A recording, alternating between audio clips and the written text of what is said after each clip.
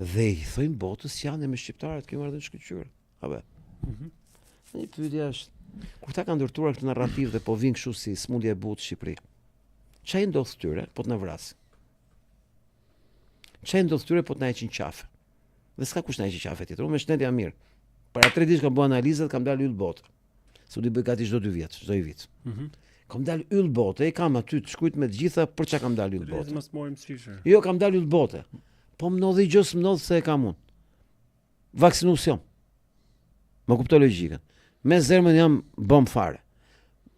Me ushqimin më rregull. Me aktivitetet gjonat. Duhanin ose më than hiqe duhanin. Prandaj ke hiq duhanin që the pa më lart. Hiqe duhanin than se qofse je kështu siç je me këtë moshë. Fare po thjesht ki ul. Sot që ka hyrë kjo ditë, sot e martë domethënë. Po. Po. Jo e hëna, e martë. Po. Dhe kam dalë aq mirë se s'ka ku të vej. Po më ndodhi gjë mua. Po i ndodhi gjë në tjetër si puna ime. Gjithë shqiptarët e dinë për gjën kush e ka bërë. Nuk kam ndarë Soros, Rama, Bibi Netanyahu, Mossad, ambasadë Izraeli. Këta kanë projektin për zhduk Shqipërinë për ta kthyer në Izrael. Me na ndodh gjë. Cili shqiptar do e besoj që na ra në kokë? Damllaja. Nuk e beson njëri. E di që na kanë vrarë ata. Po. Dhe gjithë narrativa e tyre e paqes Shqipëri do konvertohet në një urrëtie kombëtare ndaj armikut. Dhe atyre do të zhbëhet e gjithë propaganda dhe gjithë procesi i tyre për kolonizimin e Shqipërisë që provoi Rama me Sorosin në shpejtësi për shkak të Trumpit. Për shkak se nga frika se Trumpi do hante kokën e Ramës, shkuan ja dhanë Shqipërinë të gjithën siç është Izraelit, që Izraeli mbroj nga Trumpi. Këta nuk kanë shpëtim nëse do guxojnë të vrasin shqiptar. Zero.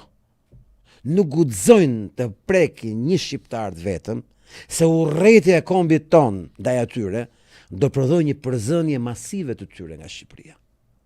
Dhe atyre u zhbëhet e gjithë propaganda. Kjo ambasadora do përfundoj jo me karrierë të prishme, po e gjithë struktura që është marrë me Shqipërinë do u digjet karriera për gjithë jetës, sepse kanë shkatërruar një nga investimet e tyre propagandistike më të mëdha në botë, që është imazhi i mirënjohës izraelite. Që sa ta vrasin shqiptarët dhe urrejnë dhe përzejnë nga shqiptarët, se si do përzejnë do thoshti. Do përzejnë në rrugore, nga hoteli do përzejnë. Dhe do shahen. Të rinë mirë, të rinë urtë. Ata punton, ne punë tyre. Ne kemi hallin që ata s'kan punë këtu. Si, ata punton, ne punë tyre. Po, ne punton, ne punë tyre, se puna tyre është bërë puna jonë. Duan toka tona. Duan të pushtojnë këtë vend. Se kështu ka ofruar ky mostra jonë. Bashkë me familjen Soros. Po tani ne në këtë pikë ku jemi avokat, do të merrem më shumë me Ramën apo me ata? Ç'pun kemi me ata? E pra. Këtë po shpjegoj pra. Këtë po shpjegoj. Se thonë ta si do e le Izraeli, ata themus do e le. Nuk guxojnë të Ramës në kokë. Nuk guxojnë të prekin një shqiptar, nuk guxojnë. Se e din reaksion, e din se çfarë do vujnë pastaj. E din se si do u hidhet në erë, gjithçka. Se e kemi parë. E dim si funksionon. Kur mua më helmuan vitin 2019 në 4 nëntor dhe përfunduan në spital mas 10-15 ditë kur doli lajmi Altini është helmuar nga Sorosi, Rama ka dërguar 2 komisione mjekoligjore. Unë e di që s'kishte punë Rama, ishte punë e Veliajt.